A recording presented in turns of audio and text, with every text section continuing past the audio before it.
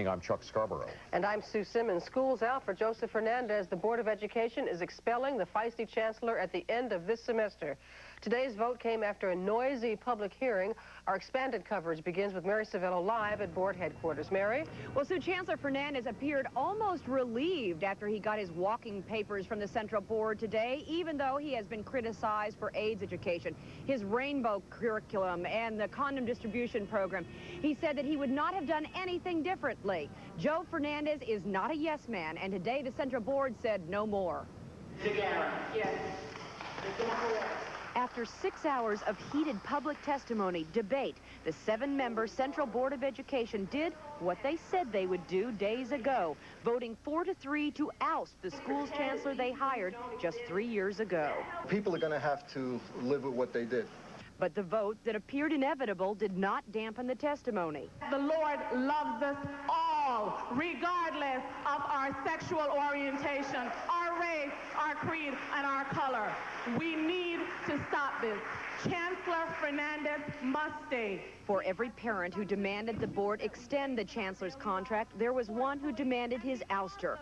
Consider that before this school system would deign to have a program talking about black history and black achievement, they required the acceptance of homosexuality. But mayoral politics, race, religion, and sex were all part of the volatile mix.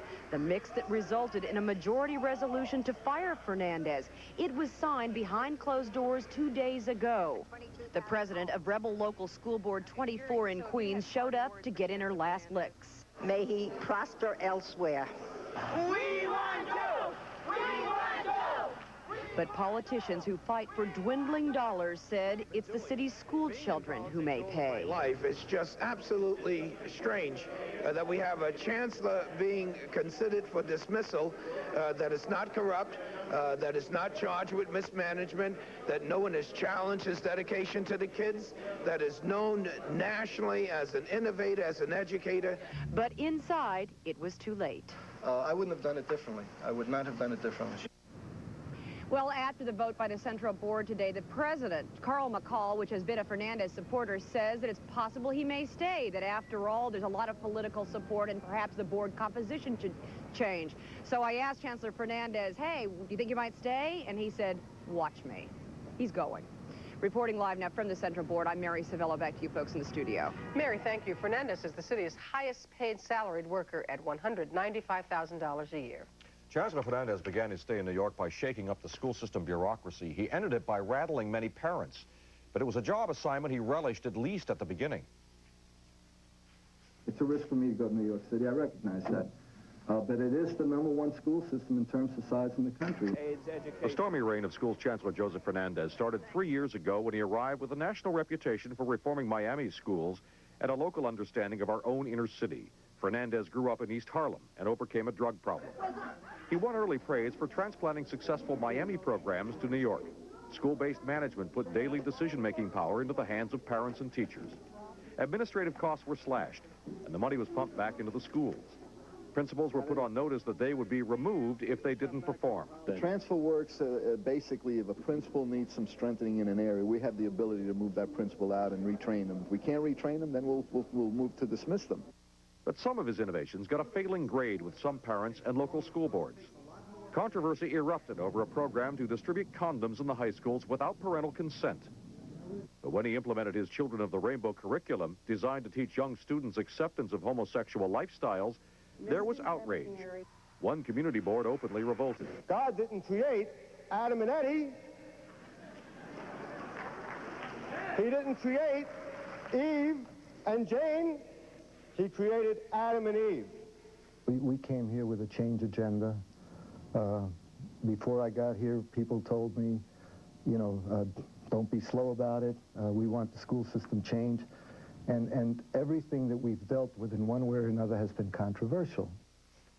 New York City has the largest public school system in the nation with 990,000 children. The decision to drop Fernandez comes during a mayoral election year, and some supporters say the chancellor was a victim of politics. Gabe Pressman is here with details. Gabe? Well, the question, Sue, is will the ouster of Fernandez be a major issue when New Yorkers go to the polls next November? We got different answers from 4 mayoral candidates today. but all agreed education definitely would be at the top of the agenda. Rudolph Giuliani, who expects to run on the Republican line, assessed the situation like this. And what happened is large segments of the city had lost confidence in the direction and in the priorities of the school system.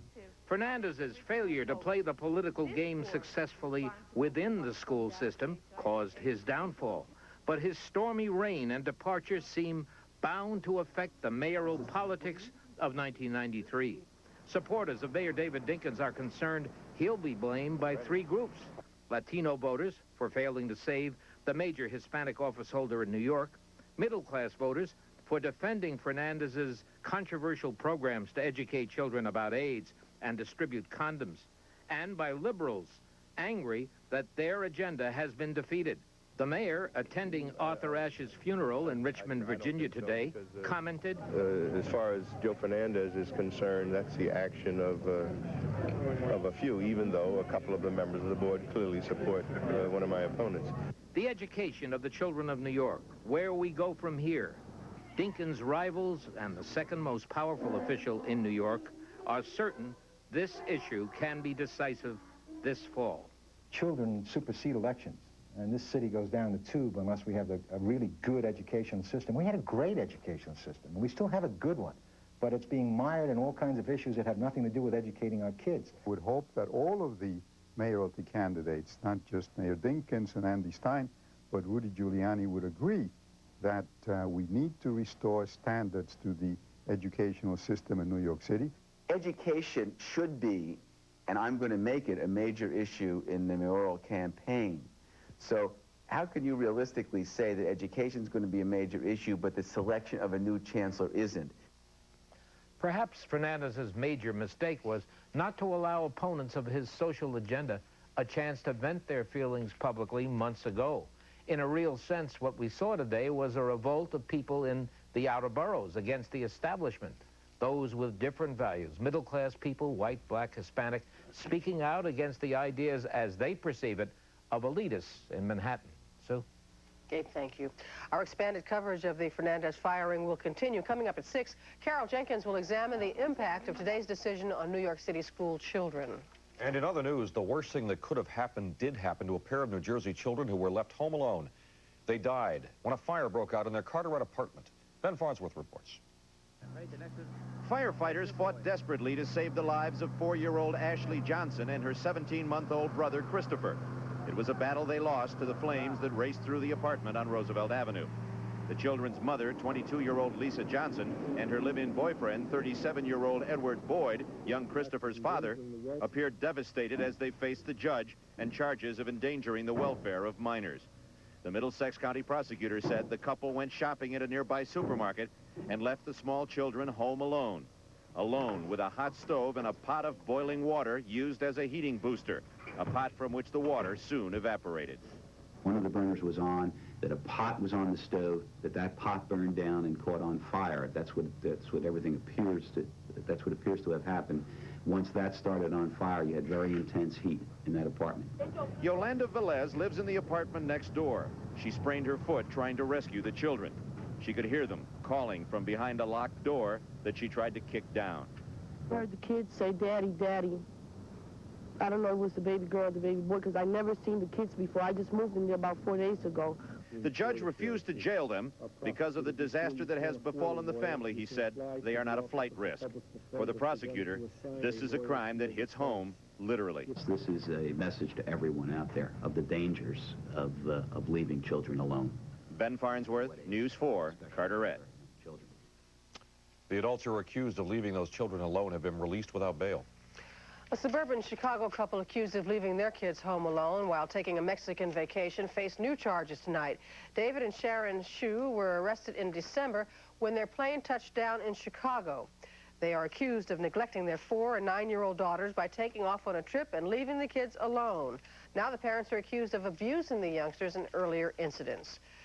These home alone stories are linked to our national child care shortage. Often parents who didn't have a choice wind up unknowingly breaking the law. Krista Bradford reports. The Carteret tragedy is only the latest in a string of stories of children too young left alone too long. and the Chicago case is perhaps the most infamous. Parents who went to Mexico on vacation, leaving their 9- and 4-year-old girls behind to fend for themselves. The Chus were charged with felony child abandonment and felony cruelty to children. Other Home Alone charges range from reckless endangerment to felony neglect. So when does leaving a child home alone cross the line from appropriate child care into child abuse? Well, there is no hard and fast answer. The law varies from state to state. But one common rule is that no child under the age of 10 should be left unattended. But then you also have to look at the psychology, because some 10-year-olds are much more mature than others. Editor-in-chief of Working Mother magazine, Judson Colbreth. If your child is overly fearful, a child who's scared of the dark or afraid of loud noises, that child should not be left alone. Nor should the child who's a real risk taker, the one you catch playing with matches or does everything that you tell him not to do. The movie, Home Alone, gave the latchkey problem a new name. But New York law does not specify an age at which it is improper to leave a child alone. Case law weighs other factors as well. For instance, the court has stated sleeping infants can be left for a short time with greater safety than can toddlers who are awake. Hence, each situation must be judged individually. Krista Bradford, News 4, New York. It's estimated that by 1995, 2/3 of the American women with preschool children will be working outside the home. Well, President Clinton may be changing some of the tax rules to help working parents. We'll have that story for you next. Plus, we'll set the stage as a judge prepares to decide the fate of little Katherine Beers following her dungeon ordeal. That's next. And later, the fate of a little baby is in a surgeon's hands. We'll tell you about a special operation to save the child in our News 4 Extra Ultimate Risk. And if you don't want to take any chances this Valentine's Day, we'll show you how to charm your sweetheart with the perfect gift. But first, let's check in with the perfect weatherman, Al. Well, how about a nice red shovel for Valentine's Day? We'll tell you whether you need to give that to your sweetheart or not when News 4 New York at 5 continues.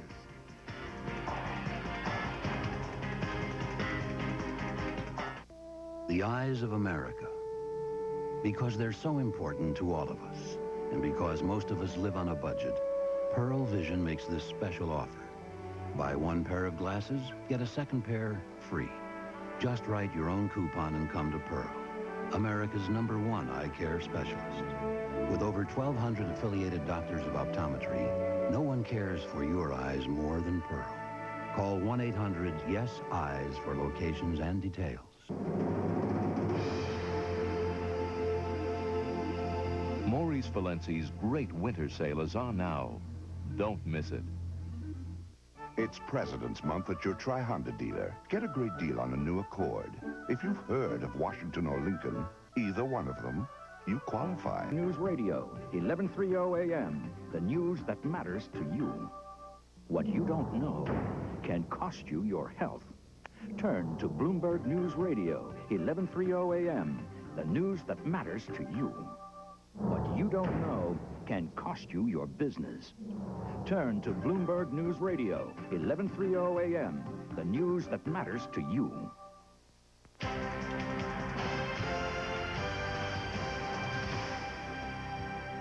A mother who gets to see her daughter for only 3 hours a week returns to court tomorrow to fight for custody. The mother is Marilyn Beers. Her daughter, Katherine, is the little girl imprisoned by a family friend. Roger Stern sets the stage. When Marilyn Beers returns to family court, sources close to the case expect Katherine's status in foster care to be continued, while Ms. Beers' new attorney prepares her defense against the county's claim of child neglect. The only change expected by the county is an increase in the mother's visitation time, which is currently 3 one-hour visits a week. Katherine's godmother, Linda Inghilleri, may also show up in court as an observer, now that she has filed for custody of the 10-year-old girl. Ever since Katherine's rescue from the dungeon beneath John Esposito's house, she has attended school and lived on eastern Long Island. Sources close to her foster family say they've become attached to her, but those same sources predict the girl will eventually return to her mother, who is trying both cosmetically and otherwise to improve her image. Sources close to the case say the Social Services Department would like to extend Katherine's stay in foster care, but they fear that with laws that favor a natural parent, Marilyn Beers can eventually press her case and win. Roger Stern, News 4, Long Island. And we will, of course, cover the custody hearing and have the outcome for you tomorrow. A different kind of battle may be fought by the White House to change the tax laws dealing with domestic help. A spokesman says a new tax standard must be developed. This after Nannygate derailed 2 of President Clinton's choices for Attorney General. Both hired domestic help without paying Social Security taxes for them. Florida prosecutor Janet Reno is now considered President Clinton's top choice for Attorney General. She spent her second day in Washington, increasing speculation she will be nominated. Reno has been the Dade County State Attorney for 15 years and has a solid reputation. She's not married and has no children. President Clinton has left his new home for tonight's town meeting in Michigan. He was hoping to focus on the economy, but now the civil war in Bosnia is monopolizing his attention. Steve Handelsman reports now live from the White House for us. Steve? Hi, Chuck. Well, Bill Clinton for months now has wanted to do something to help stop the killing, some would call it the genocide, in Bosnia. And now the president thinks he's found some ways to do it. But once again, he may be buying himself a political fight. President Clinton called in his cabinet this morning and gave them 4 years to cut 100,000 government jobs. He says it'll save $9 billion. We have an obligation and an opportunity to change the way government works and to show that government can do more with less. But Clinton believes when it comes to Bosnia, it's time for the U.S. to do more with more. In 11 months, 18,000 people have died in fighting between Bosnians and Serbs.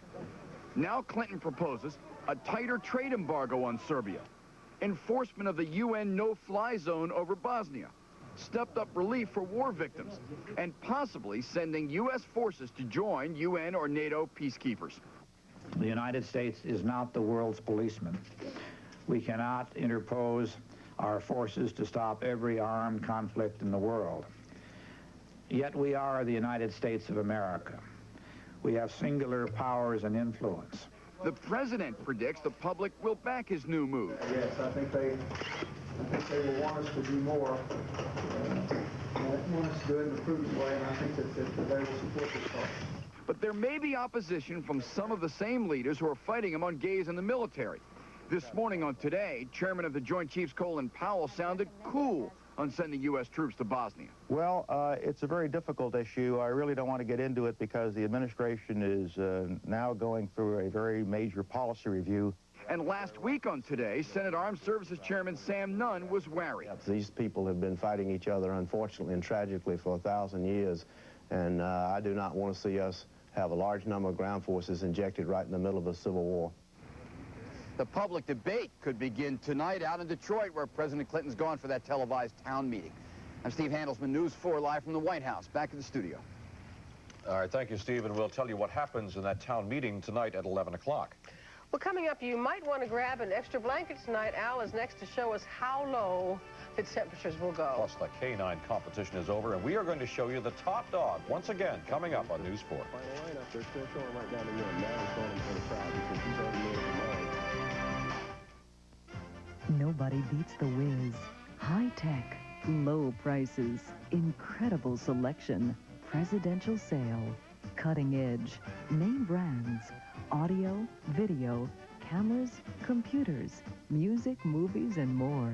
Nobody beats the Whiz. Presidential sale. Integrity, customer satisfaction, excellence. Presidential sale. Nobody beats the Whiz. Check our ad, shop our stores, prove it to yourself. ShopRite wants you to compare. I always compare and save. That way you'll really know ShopRite does more to save you more. This week, selected varieties of regular or light yogurt 6-ounce container, 5 for $1. ShopRite frozen turkeys, 39 cents a pound. 10 pounds of Eastern potatoes, 99 cents. And save $4 on tickets for Ringling Brothers Barnum and Bailey Circus, March 9th. We save you money. More money. ShopRite does it right. I'm so excited, and I just can't hide it. It's Toyota's first big sales event of the year, and you'll get excited over the savings during President's Week. Save up to $2,050 on our rugged 4x4. And there's even big factory incentives on 4x2s. Oh, yeah. And see Toyota's exciting new big truck, the T100. So hurry up and get to your Toyota dealer, because it's all happening this President's Week.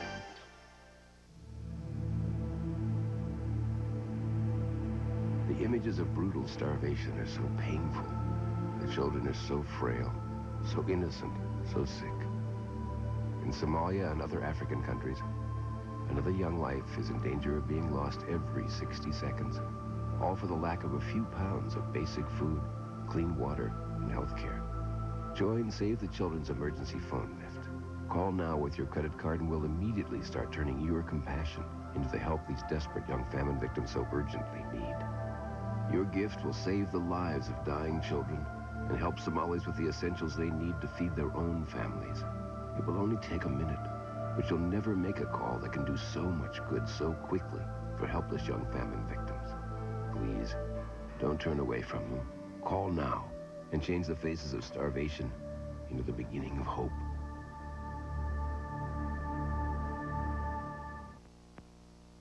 They say it's a dog-eat-dog world.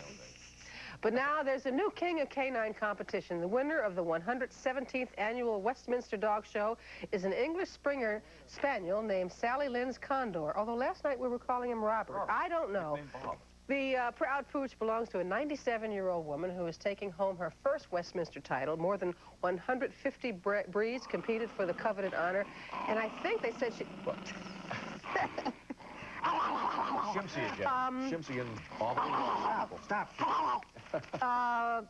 They said it was she's been trying for 50 years, right? This is her first one. I don't know that we actually saw the top dog there.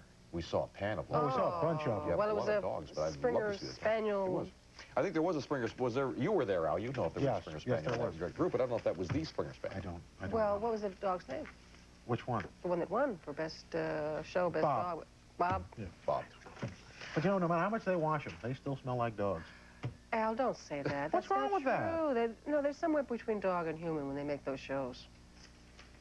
Anyway, let's take a look. I liked it, but we got a big storm coming up, and it's still kind of off and on what it's going to do. I mean, wow. Hey. There's a dog. Those aren't dogs.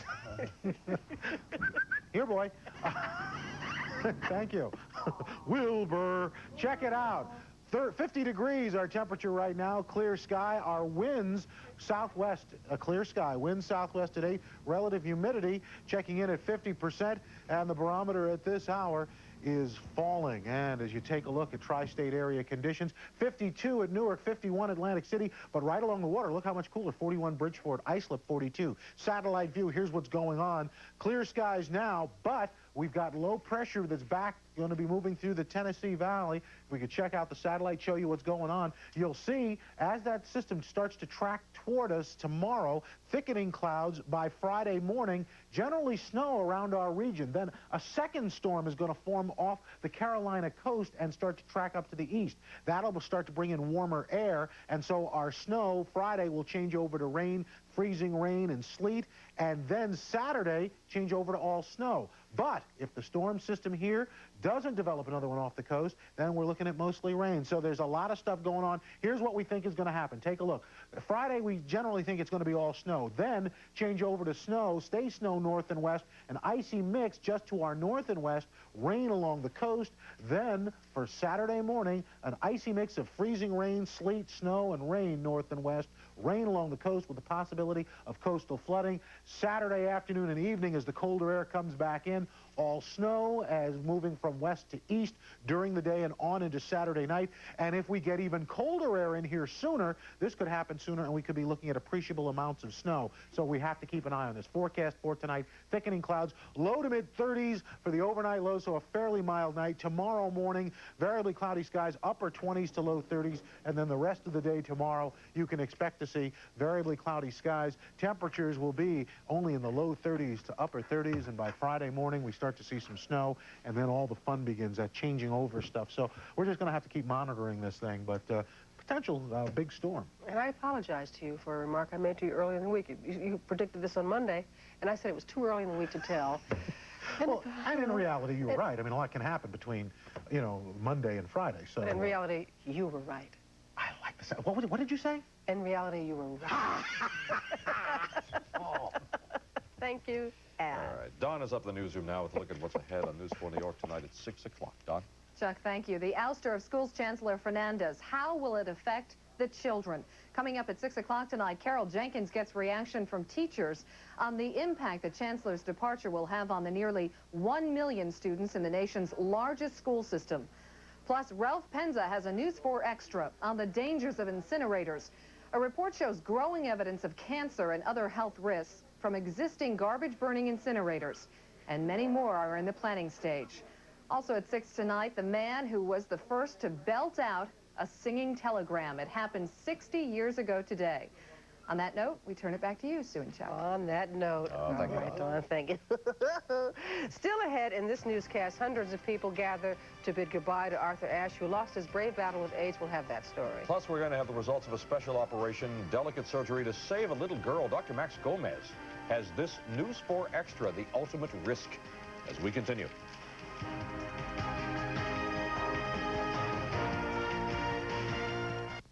Come on along, I'll take you to the lullaby of Broadway. The hickory and ballyhoo. The lullaby of Broadway. And in the center of it all Is the Milford Plaza. Stay at the Milford Plaza Hotel with cocktail dinner and breakfast for $49.50 per. It has for. You're watching News 4 at 5, and these are the top stories. It's all over for Joseph Fernandez.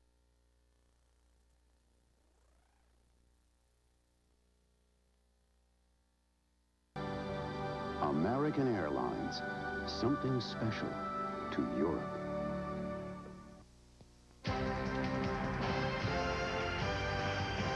You're watching News 4 at 5, and these are the top stories. It's all over for Joseph Fernandez, the city schools chancellor, ousted today by the school board. Tonight, Fernandez says he fought for children and always put their welfare ahead of politics or special interests. The Katherine Beers custody battle goes back to court tomorrow. Katherine's mother, Marilyn, expected to ask for longer visitation hours while she tries to win her daughter back. And the latest Home Alone story has a deadly ending. A baby boy and his little sister killed in a fire in Carteret, New Jersey. Their parents, who left them alone, are charged with endangering the children. We will have the very latest on these stories on News 4 at 6. It was AIDS contracted from a blood transfusion that killed tennis great Arthur Ashe. He lost his fight against that disease last Saturday. He was 49. Thousands paid tribute today at Ashe's funeral in Richmond, Virginia. His wife, Jean, heard from friends and former tennis competitors, dignitaries, and admirers as they gave personal tributes to the fallen champion. And they honored him for more than his athletic achievements. Ashe helped to transform the culture. He used his gifts for leverage, and he raged against the cards that were dealt in the latter stages of his life. He determined that he would not let even that deter him. Arthur Ashe left Richmond, his hometown, back in 1961 to further his tennis career. Back in those days, he was still barred from many of the city's tennis courts because of his race. A memorial service for Ashe will be held in New York this Friday. The ultimate risk. What else could you call major heart surgery on a baby girl? Well, yesterday, Dr. Max Gomez introduced us to Nicole Gianni, who was born with a heart defect. Tonight, you'll see surgeons using all of their skills to save this brave little girl.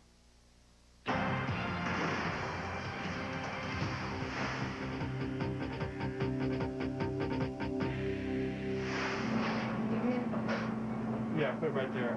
Right? Next to where it's plugged there.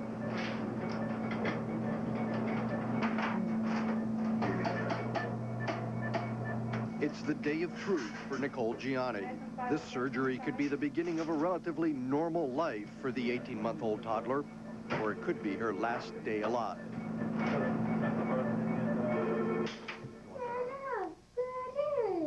Nicole was born with multiple heart defects so serious that she needed emergency surgery when she was just 3 days old. She would obviously have not lived or survived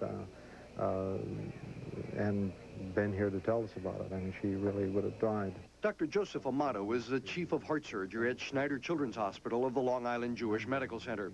He explained to me that among other problems, Nicole was born without the main pulmonary artery, which meant no blood could reach her lungs.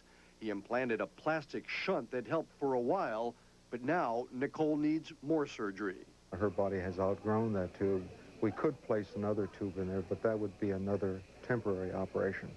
So we're going to go ahead and replace that tube with one of her own blood vessels. Nicole's mom remembers how hard that first surgery was, but she says that this time will be even tougher. This time it's like she's 16 months old. She has a personality. She's done funny things that I can think about her being funny or silly, and she's a person. She has no main pulmonary artery. It's at a pre-op conference where Mom and Dad confront the possibility that something could happen to Nicole, and where they find out that mortality for this surgery is as high as 15%. Where's the RPA? The RPA just goes over the top of this. It's a difficult procedure. After opening Nicole's chest, Dr. Amato must clear adhesions from her first operation. When he sees her abnormal cardiac anatomy, he realizes there's a problem. At this point in the operation, the art of the surgeon becomes almost as important as the science. Dr. Amato has carefully identified the very unusual anatomy of Nicole's tiny heart. Now, like a musician, he has to improvise a solution to keep her alive. There are no textbook answers here, no roadmaps. Dr. Amato decides to use a Gore-Tex patch to enlarge Nicole's narrow lung artery. Then he removes the original shunt, cuts the main vein, returning blood to the heart, and plugs it into Nicole's pulmonary artery so blood can get to her lungs. How did it go in there today? It went relatively well. I thought a lot better than I thought it might go. Finally, Mom can see for herself. Her husband, Christopher, is on duty on a Navy ship in the Caribbean, so Regina and her mother have been waiting, hoping, and praying. Hi, little girl.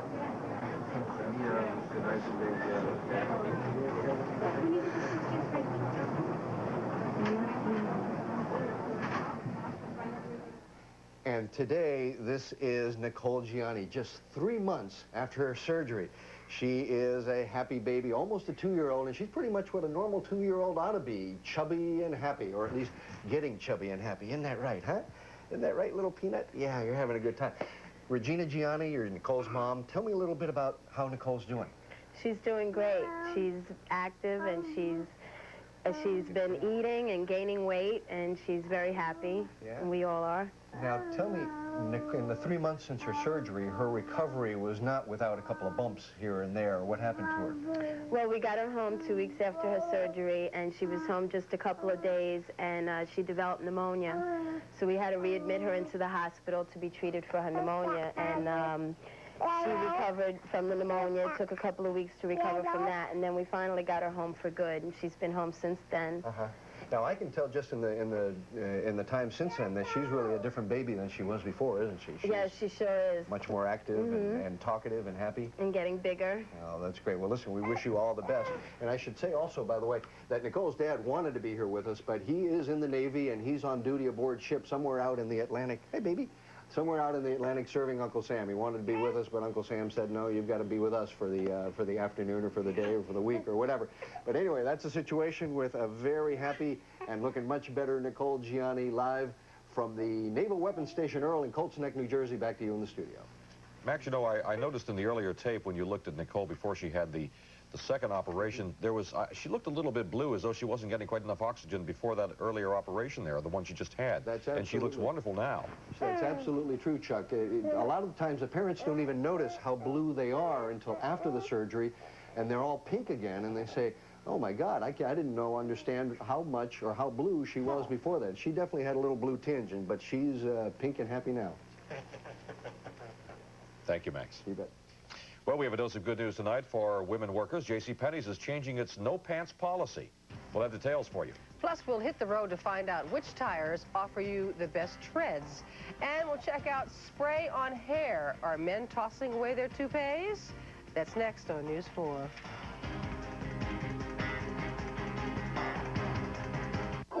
The new Weight Watchers program is much easier to stay on. Weight Watchers works. It works. I've lost 7 pounds in 4 weeks. 4 pounds. Over 5 pounds. Lost 8 pounds. Weight Watchers gave me my life back. Go to Weight Watchers. Join now, and you can register for only 99 cents. For only 99 cents. Really? Only 99 cents. Call now. If you follow the program, it really works. If I can do it. You can do it. Mom really believed an apple a day would keep us doctors away. You know, she was almost right. Research has shown that one of the most important ways to improve your diet is to make sure you eat your 5 servings of fruits and vegetables a day. And remember that apple? It counts as 1 serving. So does a glass of orange juice or a salad.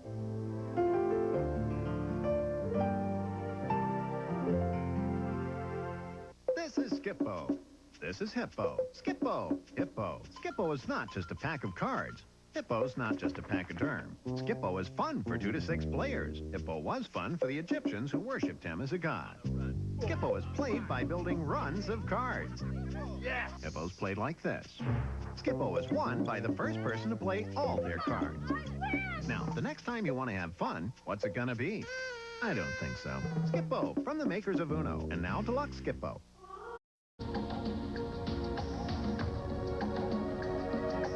Where do you find all this? If you said the Bahamas, you're not only right, you're close. The Bahamas, the country Columbus first set foot on.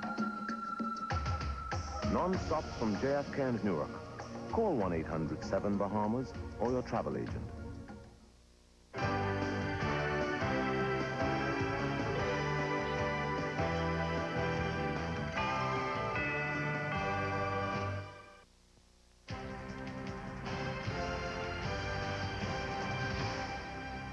Well, we have some good news tonight for the JCPenney hairstylist who was about to lose her job. Penny store at the Quaker Bridge Mall in Lawrenceville had issued a ban on women workers wearing pants. Diane Carter challenged that ban, and when Penny's threatened to fire her, customers complained. And since customers are always right, Penny's said today it is rescinding the pants ban.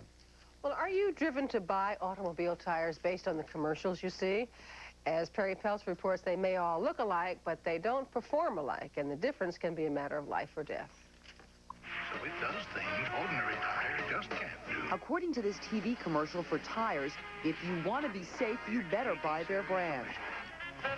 Because so much is riding on your tires. Consumer Reports auto experts agree with the safety part of the message.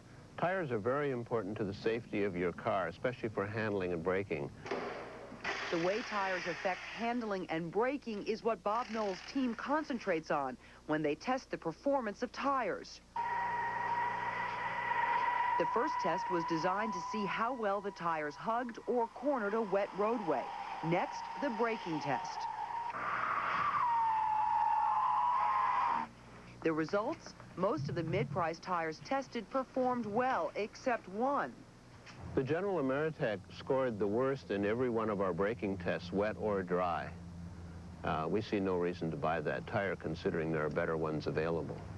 Another finding, just because a tire is heavily advertised, that doesn't mean you should buy it.